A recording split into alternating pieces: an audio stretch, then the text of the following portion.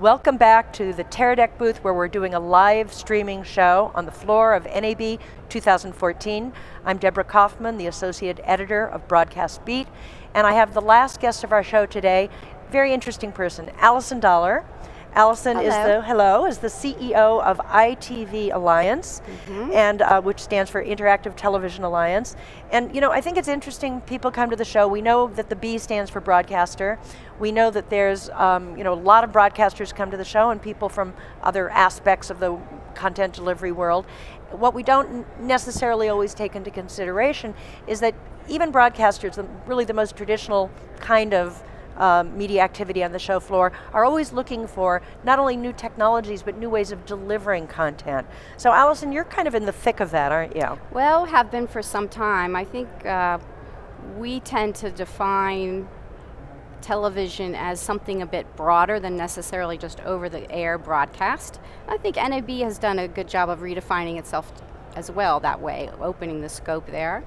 We really are looking at what happens when you have an active back channel.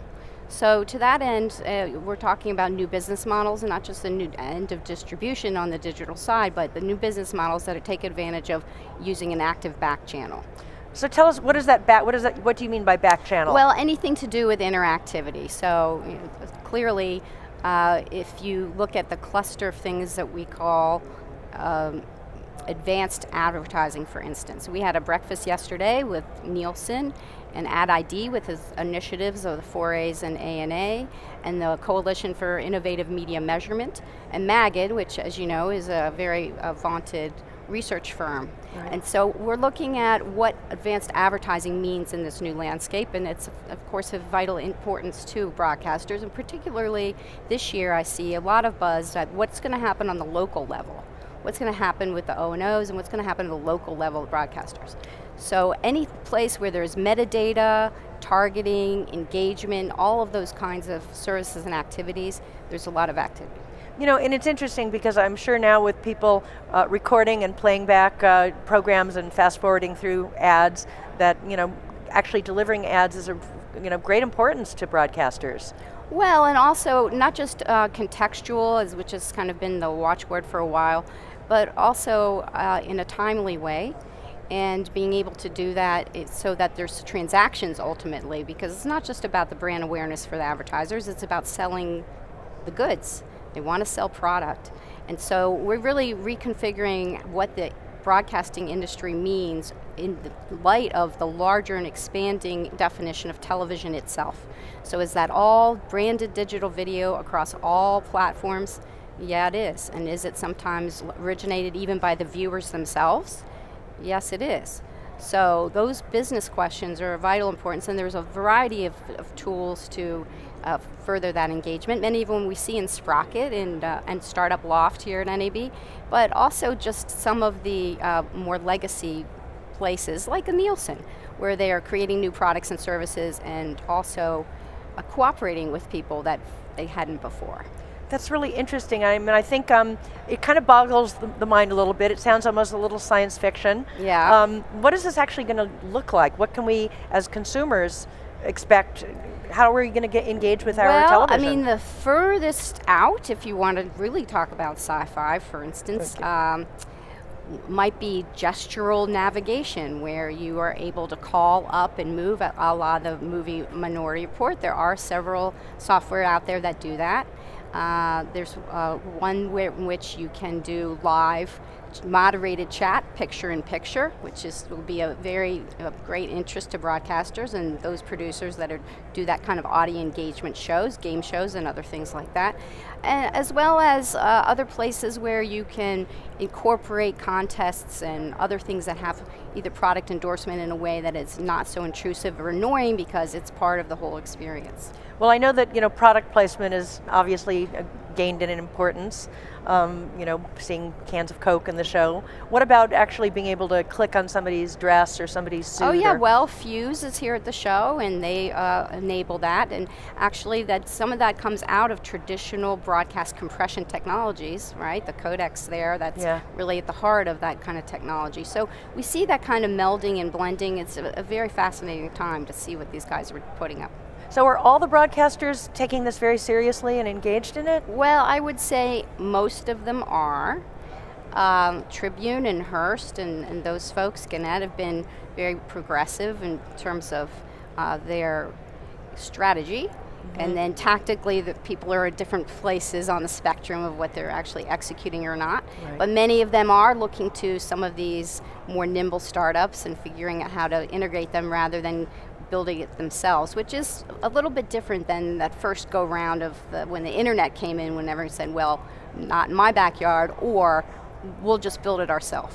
I think there's been a sea change there. A realization is that's a different way to look at the business. It's a waste of money. We're going to look for these younger companies and leverage what they've built.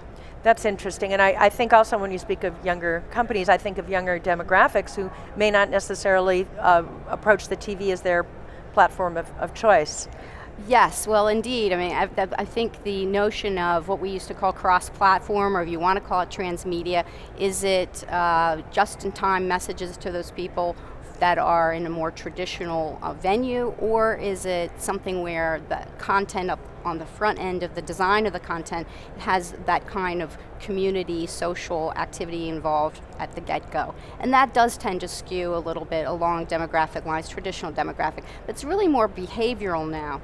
So really looking at psychographic rather than age and sex and all of. Oh, that's interesting. What is it? Explain. What does that mean? Well, it's there are people who, regardless of their age or education or income, tend to be more interested in being immersed in their media, and there's others who overall would like to lean back.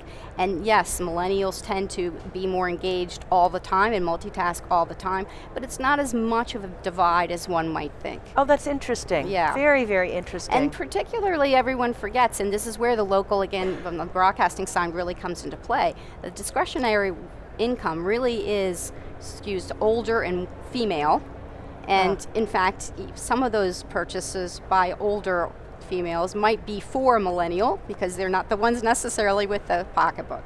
Right. So there's all those kinds of studies. There are very many of them out there, so I can't even begin to name. But we discussed this in our breakfast yesterday. Deloitte just came out with an interesting study along the lines with they call the digital omnivores. There's SIM that I mentioned.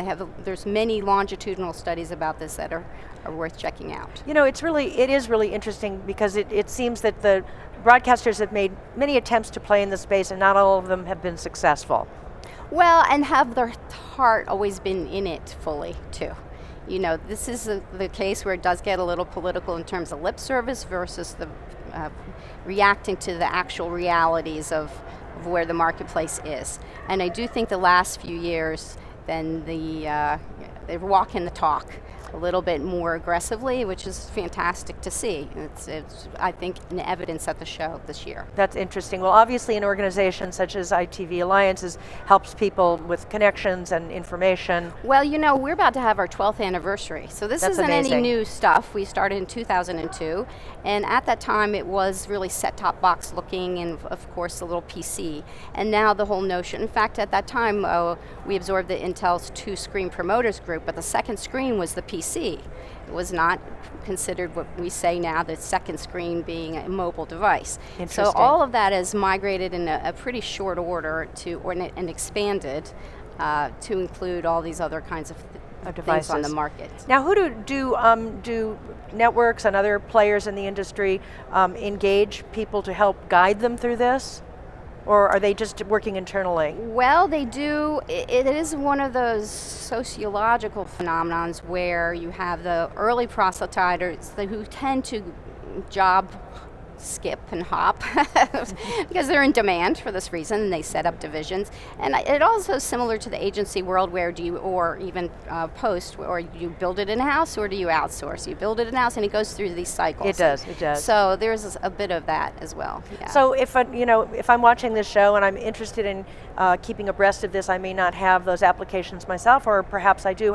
What's the best way for me to stay informed and engaged? Yeah, well, you certainly can get in touch with us at itvalliance.org and go to conferences like this, because it's, of course, all integrated into the fabric of these conference programming from now on. You won't ever, I don't think, see a media conference where you're not talking about this stuff. So in other words, you don't have to be a TV station to belong to ITV Alliance? Oh no, not at all. Okay. We've got advertisers, we've got the networks, we've got all kinds of technology people and distribution. Yeah. Well, it's so interesting. I'm so glad that you're doing these kinds of events and breakfasts, and I think as the time goes on, the little sprocket part of the show is going to just start expanding into the show floor in general, don't you Well, believe? I think it already has, and to some degree, certainly the legacy brands are all, we've always had the Fortune brands. It's not as though we started with the startup people. They came in later. But what is very interesting for me is that the language has changed. When we started, it was all about deployment, saying, yes, it's a real market, there's really money there, and now that's so dramatically, like, nobody questions that at all. Now it's more on the operations and execution side, and so now from accelerating deployment, our mission has shifted to monetization and profitability. So as a focus of our organization. Well, everybody is certainly interested in monetization, aren't they? Well, I would hope so. All right, well, we hope to check in with you again next year. Sounds great. All right, thank you all for watching. It's been a wonderful 3 days of reporting in the Teradek booth, the live streaming show, NAB 2014. Again, I'm Deborah Kaufman, Associate Editor of Broadcast Beat, and enjoy the rest of the show. Thanks.